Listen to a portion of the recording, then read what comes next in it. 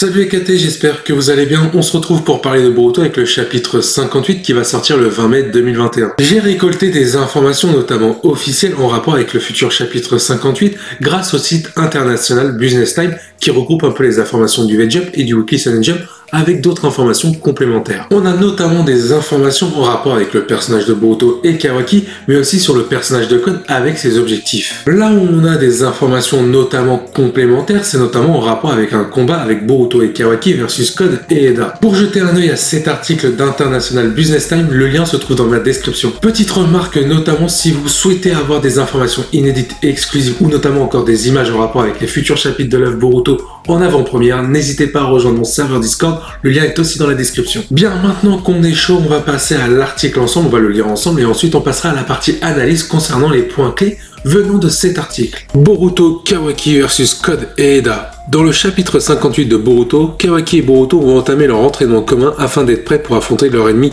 Code. Cependant, la situation autour du danger intérieur Boruto sera mise en avant dès le chapitre 58. Code et Eda forment désormais une alliance ayant pour but de réaliser leur objectif commun et personnel. Code fait de sa cible prioritaire Boruto. Il souhaite se servir de la faiblesse de ce dernier pour pouvoir le livrer Ojobi dans la suite de l'œuvre. Il souhaite faire perdurer la volonté des Otsutsuki en mémoire d'Ishiki. Code a pour objectif final de faire revivre l'Otsutsuki. Pour le personnage d'Eda, ses objectifs restent vagues, mais elle pourrait être focalisée sur Amado. La suite du manga devrait nous présenter un combat entre ces deux équipes. En effet, Code et Eda vont se rapprocher dangereusement de Boruto et Kawaki et seront prêts à les combattre. On passe directement à la partie analyse avec le thème Boruto et Kawaki, l'entraînement. Déjà, ce qui va être intéressant à voir, c'est notamment comment va se comporter Boruto avec Kawaki. Est-ce qu'il va se restreindre par rapport à son entraînement en rapport avec la menace qu'il a à l'intérieur de lui, c'est-à-dire Momoshiki. Pour ceux qui ne le savent pas encore, Boruto, s'il perd du chakra et qu'il est à la limite de l'épuisement total, Momoshiki peut prendre son corps et son esprit. Et donc ça peut être un véritable danger pour le personnage de Kawaki qui va se trouver en face de lui. La question auquel je me pose réellement, est-ce que Boruto a l'autorisation de s'entraîner? On sait que dans le chapitre 56, grâce à Shikamaru et Naruto, il a été interdit de partir en mission ninja.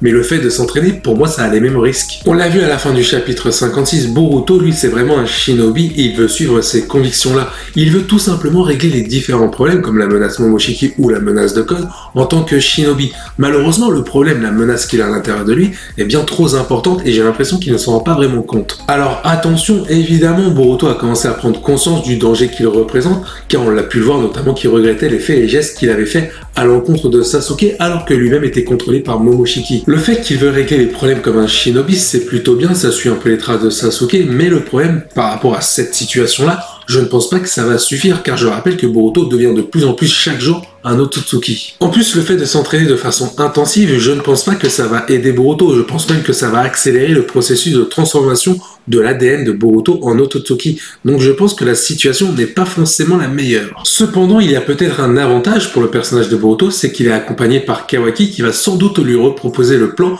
d'utiliser la technique du Kama pour l'implanter sur Code afin que Boruto puisse survivre. Je pense que même durant ce chapitre 58, Boruto va commencer à hésiter par rapport aux arguments de Kawaki. Ça se trouve, il va lui dire « Écoute, si Code est en train de tuer ta sœur ou ta famille et que toi t'es en train de perdre le contrôle sur Momoshiki, tu peux peut-être régler les deux problèmes en une fois. Alors que choisis-tu » On est d'accord que le choix pour Boruto en rapport avec ses convictions va être un peu cornélien et il va devoir enfreindre ses propres valeurs pour peut-être poser un Kama sur Code afin qu'il survive et qu'il protège sa famille avant tout. Le plan de Kawaki, même s'il est un peu tiré par les cheveux, d'ailleurs il faut s'étonner comment ça se fait que Kawaki est au courant qu'on peut faire ça avec les techniques des Otsutsuki en étant assez tact, pourquoi il ne l'a pas fait quand il avait le Kama, justement. Le problème concernant ce plan, c'est que Kawaki permet de sauver la vie de Boruto en utilisant la technique du Kama sur Code, c'est vrai, mais concernant le cas de Momoshiki, malheureusement, celui-ci est condamné à ressusciter et tous les protagonistes vont devoir lui faire face. Donc ce problème-là ne sera pas réellement réglé. Ensuite, durant cet entraînement, on pourrait voir un Boruto qui va se faire entraîner par Kawaki, notamment sur la maîtrise du Kama, car je rappelle, Kawaki en maîtrisait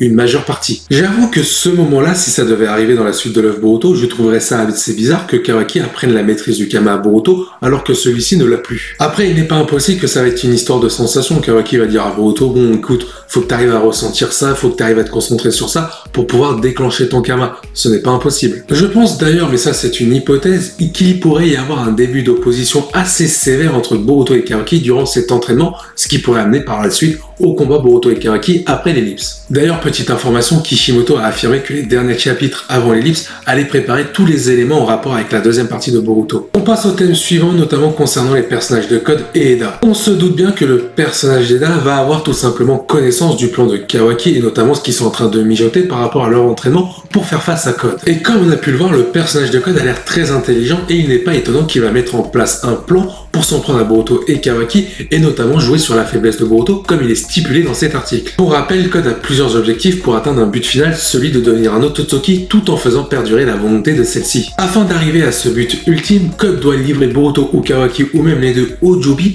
pour qu'il y ait la naissance de l'arbre divin. Une fois que tout cela sera fait, Code pourra s'emparer des pouvoirs de l'arbre divin afin de devenir un bel Otsutsuki. Maintenant, pour parler un peu du plan de Code, alors maintenant ce sont des rumeurs que je vais dire, c'est que le plan de Code pourrait tout simplement essayer de faire réveiller la menace à l'intérieur de Momoshiki afin que le monde Shinobi se retourne contre Boruto pour que ce soit plus facile pour Code de s'en prendre à lui. Je rajoute tout de même, parce qu'on me pose souvent la question en commentaire, que cet article est totalement officiel, comme vous avez pu lire dans les spoilers. En même temps, j'ai mis information officielle, c'est que c'est officiel, ça vient du Weekly et du Vengeance. Sauf que d'un côté, je parle aussi des rumeurs qui entourent ces spoilers officiels, je tiens à faire la remarque. Recentrons-nous aussi sur les objectifs de Code. Il a aussi pour objectif de retirer son limiteur à l'intérieur de lui qui avait été posé par Amado afin qu'il retrouve sa pleine puissance. Et il a besoin du personnage d'Eda, comme ça a été dit dans le chapitre 57. D'ailleurs, elle lui avait fait des révélations, notamment concernant le personnage d'Amado, qu'il aurait besoin de lui, Code, pour pouvoir retirer son propre limiteur de l'œil d'Amado et de la voix d'Amado. Donc, Amado peut être une cible potentielle pour le personnage de Code,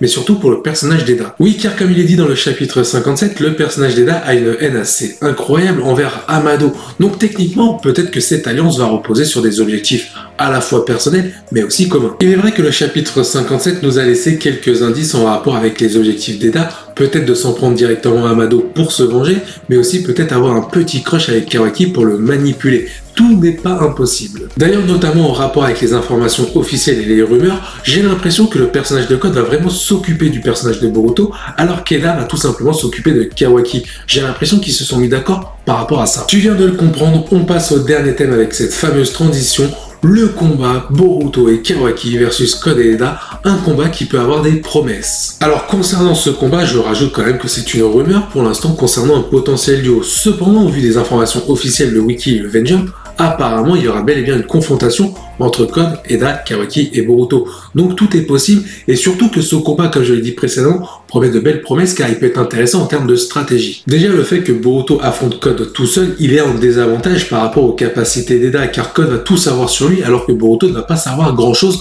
malgré les révélations de Kawaki dans le chapitre 56. Surtout qu'on sait que Code va essayer de jouer sur la faiblesse de Boruto, c'est-à-dire la menace à l'intérieur de lui, Momoshiki. Mais il y a un problème avec une question auquel je me pose, si Momoshiki se réveille, je crois que Code va avoir un réel problème, donc est-ce que c'est son intérêt réellement ? J'en doute. Je crois sincèrement que si Momoshiki est amené à réapparaître, le personnage de Code va plutôt être un obstacle pour lui, et pour Code, ça va être Momoshiki. Donc l'intérêt de Momoshiki sur ce moment-là, c'est peut-être de proposer une alliance avec Boruto. Ça expliquerait notamment pourquoi dans le chapitre 1 de Boruto, Boruto semble maîtriser son Kama. Tout simplement parce qu'ils ont des intérêts communs avec Momoshiki en éliminant les différentes menaces qu'il a en face de lui. Après, là où j'ai vraiment peur pour Boruto, c'est que Momoshiki, c'est sûr qu'il va lui mettre à l'envers, et là il sera en véritable danger. Mais revenons sur l'objectif de Code concernant Boruto. Lui, son but c'est de révéler le danger que possède Boruto au grand monde, c'est-à-dire au monde Shinobi, afin que le monde Shinobi se retourne contre Boruto et qu'il le rejette, un peu comme Naruto à l'époque avec Kyuubi. Sauf que là, la situation est plutôt dramatique, car Momoshiki, je suis désolé, c'est pas Kyuubi, il est beaucoup moins contrôlable et beaucoup plus dangereux. Donc si Boruto est amené à perdre le contrôle par rapport aux Shinobi, les Shinobi seront en danger, et techniquement, il risque d'être victime de différentes menaces, comme des tentatives d'assassinat, pour éliminer cette menace par rapport au monde Shinobi. Et une situation comme ça permettrait de servir le personnage de Code, car tout simplement Boruto serait laissé sans défense, il pourrait s'en prendre beaucoup plus facilement, et au passage il aurait fragilisé le monde Shinobi en détruisant la paix qu'ils avaient installée. Pendant que Boruto et Code vont se foutre sur la gueule, on peut le dire, on aura évidemment un Kawaki versus Eda, potentiellement, et ça peut être sympa. Par contre, on va être clair sur ça, car certains dans la communauté ne l'ont pas compris. Eda ne peut pas manipuler Kawaki en fonction de ses capacités, c'est-à-dire contrôler sa volonté, car Kawaki possède de l'ADN Otsutsuki. Mais on va le souligner, le personnage d'Eda est très intelligent et peut manipuler Kawaki par différentes façons, par rapport au fait de savoir ce qui s'est passé dans la vie de Kawaki grâce à son Senringan. Surtout, je pense qu'Eda a les moyens de faire vaciller un peu la mémoire de Kawaki, ou plutôt son cerveau, pour pouvoir peut-être le retourner lui-même contre Boruto ou même le système Shinobi, ce qui marquerait un peu le mauvais côté de Kawaki au fur et à mesure de la suite de l'œuvre Boruto, ce qui pourrait ensuite mener au combat Boruto et Kawaki après l'ellipse. Et si on fait un constat logique, il est plus intéressant pour le personnage de Code de jouer sur le danger présent et dans l'avenir de Boruto, et pour le personnage d'Eda de jouer sur l'enfance de Kawaki, car elle est capable de le savoir par rapport à ses capacités. Je vais donner mon avis personnel concernant le duo de Code et Eda. Pour moi, ça peut devenir l'un des meilleurs duos d'antagonistes de l'œuvre Naruto et même de différents mangas inclus, parce que tout simplement le personnage de Code est complémentaire au personnage d'Eda et vice versa. On a Code qui est très intelligent, qui prépare son plan et qui a une force brute élevée, et on a le personnage d'Eda qui a toutes les connaissances et qui est un peu le cerveau de la team par rapport au personnage de Code. Donc ce duo-là marche très bien. Et toi derrière ton écran, que penses-tu de ce duo formé par Code et Eda? Est-ce qu'il t'intéresse? Est-ce que tu es curieux de voir la suite concernant ces deux personnages? Dis-moi tout ça en commentaire. Si tu as aimé cette vidéo, n'hésite pas à liker, t'abonner si tu es nouveau. Sur ce, je vous dis à la prochaine. Portez-vous bien. Salut les KT.